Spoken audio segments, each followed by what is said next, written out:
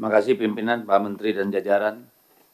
Ini Kementerian ATR BPN ini paling keren saya kira. Ini kalau kita RDP Pak penuh nih ruangan dengan orang Kementerian ATR BPN.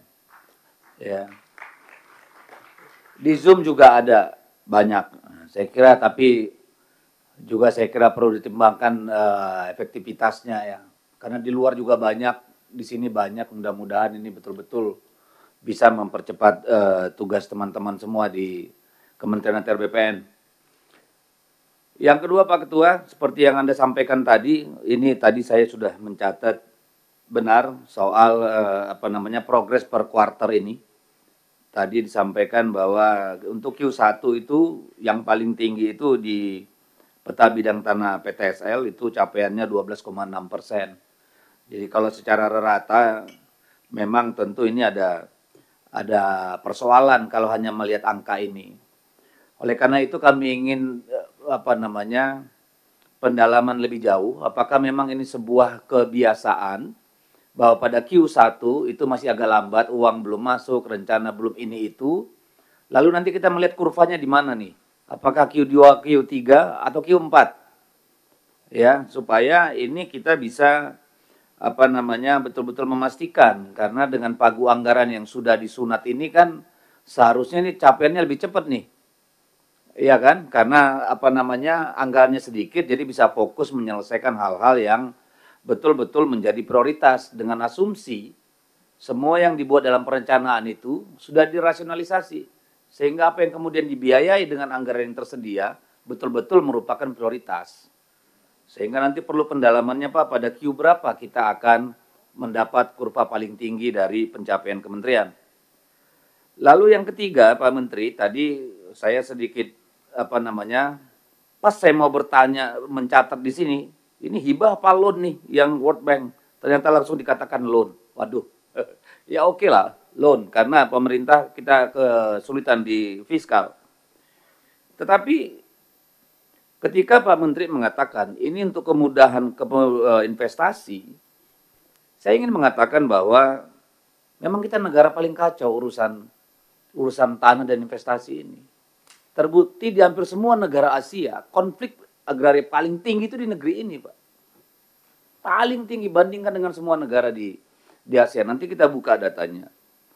Tetapi saya ingin sampaikan, investasi itu datang kalau ada kepastian hukum, Pak.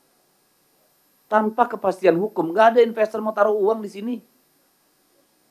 Siapa yang mau datang ada ketidakpastian. Regulasinya tumpang tindih, Pak. Di bawahnya banyak mafia, banyak makelar. Jadi kita minjem ini nanti untuk investasi, rakyat dikorbankan, belum tentu juga ngundang investasi yang banyak, Pak. Akhirnya orang-orang kita juga yang makan di barang ini. Seringnya kan begitu. Kalau kita lihat misalnya luasan sawit pertambahan kebun sawit dengan luasan pemberian hak ulayat tanah adat bagi masyarakat, itu kayak seperti kura-kura lawan kuda Arab, Pak. Nggak sebanding. Jadi saya mohon juga Pak Nusron, di era Bapak ini, tolong diseimbangkan antara ini untuk kemudahan investasi juga dengan jaminan, Pak, terhadap hak masyarakat, Pak. Harus ada keseimbangan, Pak. Jadi kalau dalam konteks ini saya minta agar kalau bisa, Kementerian Agraria mendorong, Pak, pemerintah daerah untuk mengajukan tanah ulayat dan tanah adat itu, Pak. Bantulah. Jangan nunggu dari bawah, Pak. Pemda itu nggak peduli, Pak. Tolonglah didorong. Kita kan punya kantor di daerah, Pak. Supaya ada percepatan juga untuk pengajuan hak-hak itu. Karena apa, Pak? Potensi ledakan sosial kita dengan pertambahan populasi terus-menerus, tetapi tanah semakin mengerut, Pak. Ini suatu saat akan jadi ledakan berdarah-darah di Republik ini, Pak. Jadi tolong ada keseimbangan antara investasi dengan hak masyarakat. Tolong kita dorong itu juga, Pak. Ya. Saya berharap karena ini loan artinya apa? Akan dibayar oleh negara. Dibayar oleh negara siapa? Berarti rakyat yang bayar. Yang diuntungin bisnisnya, tapi rakyatnya ikut ngebayar loannya ini kan, Pak.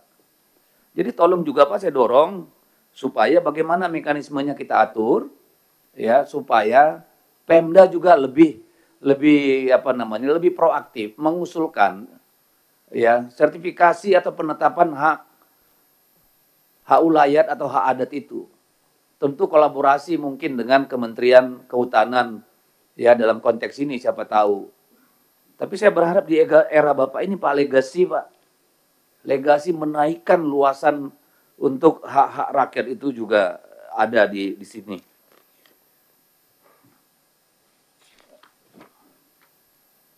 Ini kalau saya lihat kan di sini hingga tahun 2025 itu baru 56 sertifikat hak pengelolaan HPL. Ya. Dari 18 kesatuan masyarakat hukum adat, Pak. Padahal puluhan juta hektar tanah kita ini dimiliki korporasi dan perorangan. Kan ini kita sadis nih sama rakyat sendiri, Pak. Bukan Pak Nusron, Pak. Orang-orang sebelum Bapak, Pak. Perilaku kekuasaan sebelum hari ini itu yang menyumbang, Pak. Nah, saya ingin membuka, Pak, untuk sekedar data dari Konsorsium Pembaruan Agraria, Pak, tahun 2023 akhir. Saya kira semua insan agraria di sini sudah paham, Pak. Di akhir tahun 2023, ada hampir 3.000 letusan konflik, Pak. 2.939 tepatnya, Pak. Di seluruh Indonesia. Mencakup 6,3 juta hektar lahan dan 1,759 juta keluarga korban, Pak. Ini selama era pemerintahan Jokowi. 2015 hingga 2023, Pak. Ya. Ini 90% nggak kelar-kelar nih urusan, Pak. Jadi kita lihat di sini, Pak. Ya. Ada proses kriminalisasi sebanyak 2.363 kasus, Pak. Selama rentang waktu 9 tahun itu. Ini keluarga terdampaknya, Pak, hampir 2 juta orang. Saya berharap, Pak, ini bisa kita tuntaskan, Pak. Satu persatu. Sembari kita menyelesaikan ke depan, tapi yang di belakang ini tanggung jawab kita juga, Pak. Ini tanggung jawab pemerintah, Pak. Tanggung jawab gedung ini juga, Pak. Menyelesaikan persoalan-persoalan rakyat ini. Saya tidak anti bisnis, Pak. Tapi kita juga jangan anti menyelesaikan masalah rakyat.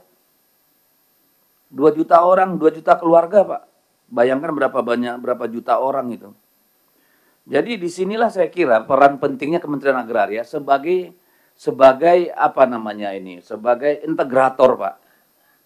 Ya, dengan Kementerian Kehutanan, dengan Kementerian apa lagi itu, Pertanian. Saya kira di sini peran pentingnya, Pak. Dengan Kementerian Dalam Negeri dalam konteks pengelolaan agrarianya. Saya kira ini juga, Pak, penting. Ya, supaya betul-betul menjadi perhatian. Saya sangat berharap nih pada Pak Menteri. Pak Menteri sebagai orang yang tahu hiruk pikuknya masyarakat di bawah sebagai anggota DPR bertahun-tahun, Pak. Saya kira harus memberikan sesuatu yang berbeda dan saya kira itu bukan harapan yang berlebihan supaya persoalan-persoalan rakyat ini diselesaikan.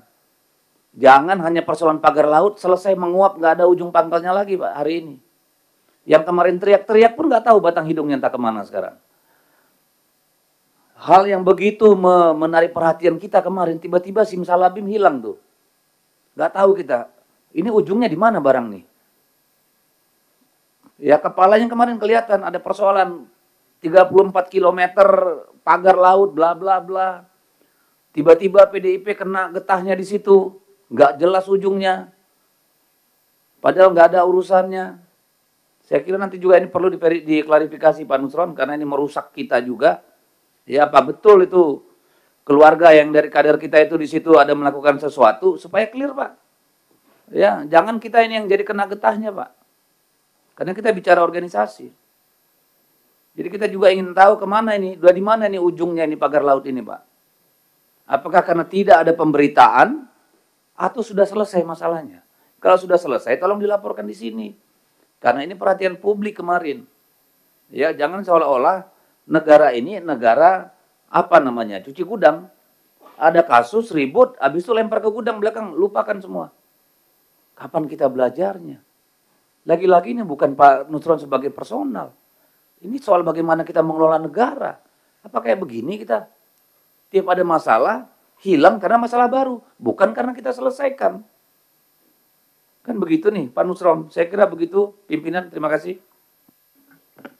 Terima kasih Pak Deddy Sitorus dari PDI Perjuangan. Selanjutnya dari fraksi Partai Golkar.